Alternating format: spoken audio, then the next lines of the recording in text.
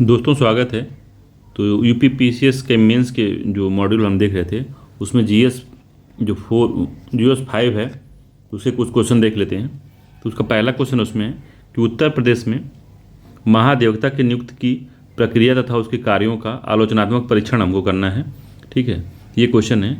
इसके पहले हमने GS1, GS2, GS3 के भी कुछ क्वेश्चन डाले हुए हैं, उसको भी आप जाके मेरे चैनल पे प्लेलिस्ट सबकी बनी हुई है, उस पर जाकर देख सकते हैं। उसके अलावा भी RO के लिए, यूपीएससी के लिए, प्रीलिम्स के लिए टेस्ट सीरीज भी आपको अवेलेबल मिलेंगी वहाँ पे। ठीक है, तो प्लेलिस्ट बनी हुई है, जो आपको पढ़ना होगा वहाँ से आप पढ़ लीजिएगा। ठीक, चलिए देखते हैं इसके क्वेश्चन का आंसर क्या है। तो उत्तर प्रदेश में महाधिवक्ता की नियुक्ति की प्रक्रिया तथा उसमें उसके कार्यों का आलोचनात्मक परीक्षण करिए। तो आलोचना बहुत ज़्यादा इसमें होती नहीं है, ठीक है, मगर फिर भी जो आलोचना उसको हम लोग देख लेते हैं। ठीक है, तो कैसे हम लोग उसको पहले डिफाइन करेंगे, तो परिभाषित करेंगे पहले कि भारतीय संविधान केंद्र सरकार को कानूनी सहायता देने हेतु महान्यायवादी जो कि अनुच्छेद 76 में, तथा राज्य सरकार को कानूनी सहायता देने हेतु महाधिवक्ता का पद जो अनुच्छेद 165 में दिया है, जो सरकार को कानूनी एवं विधिक सहायता देता है, लेकिन इसके कार्यों की आलोचना भी की जाती है। ठीक है, तो देखिए इसमें नियुक्ति की प्रक्रिया भी पूछा था। नियुक्ति की प्रक्रिया क्या होती है इसकी?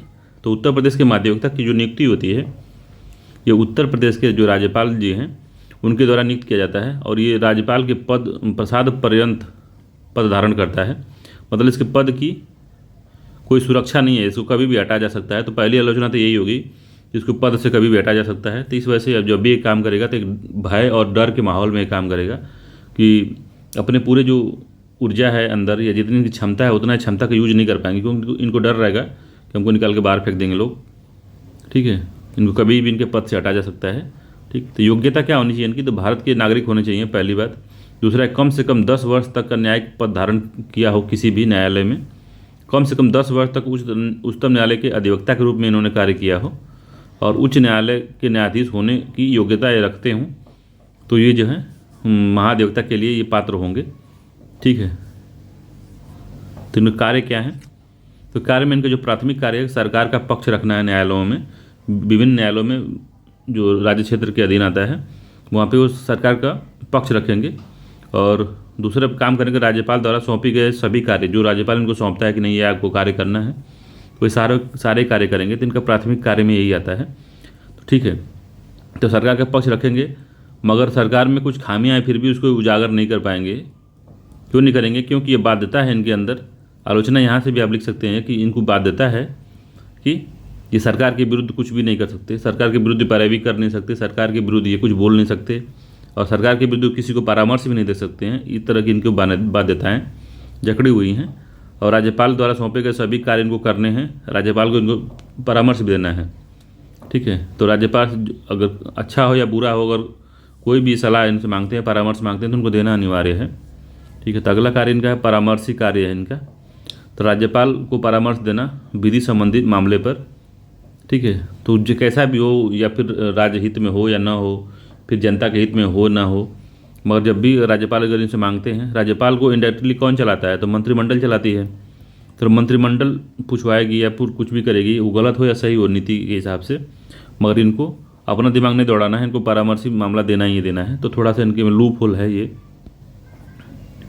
अगला है राज्य की विधानमंडल की प्रत्येक बैठक में ये भाग ले सकते हैं, वोट नहीं दे सकते। तो ये जितनी भी राज्य विधानमंडल की बैठकें होती हैं वो किसी दोनों सदनों में भाग ले सकते हैं, बोल भी सकते हैं, वोट नहीं दे सकते ये। ठीक है, तो इनके 3 एक तरह से कार्य समझ लीजिए, 3 कार्य हैं इनके। तो इन कार्यों की आलोचना यही है कि इनका कार्यकाल निश्चित न हो, कार्यकाल तय नहीं है। ठीक है, इसलिए अपनी शक्ति का प्रयोग में संकोच करते हैं। ठीक है, अपने प्रतिभा का प्रदर्शन नहीं कर पाते, इसी कारण से केवल सरकार के कहने पर ही केस लड़ना, सुमोटो से या कोई इस तरह का केस आ गया जो कि बहुत ही दयनीय है, कुछ ज़्यादा लोगों का हित प्रभावित हो रहा है, तो उसमें भी सुमोटो भी नहीं ले सकते ये। तो इनकी सीमाएं हैं, और सरकार की कठपुतली बनकर ये कार्य करते हैं, करने को मजबूर बने हुए हैं कि सरकार जिस तरह से करेगी उसी तरीके से इनको कार्य करना है, अपने मन से ये कुछ नहीं कर सकते। ठीक है, तो ये इनका पूरा जो आलोचना में इसको लिख सकते हैं आप, आलोचना इस तरह से लिख के अब 3-4 आलोचना दिखा सकते हैं। बहुत ज़्यादा आलोचना तो है नहीं, मगर इतनी आलोचना काफ़ी है इनके लिए। ठीक है, तो उपयुक्त विवरण से स्पष्ट होता है कि महाधिवक्ता की भूमिका अधिक होने के बावजूद भी कार्यकाल अनिश्चितता के चलते उनके ऊपर अनेक जो है सीमाएं हैं जिसका जो निराकरण संवैधानिक उद्देश्यों को प्राप्त करने के लिए आवश्यक है।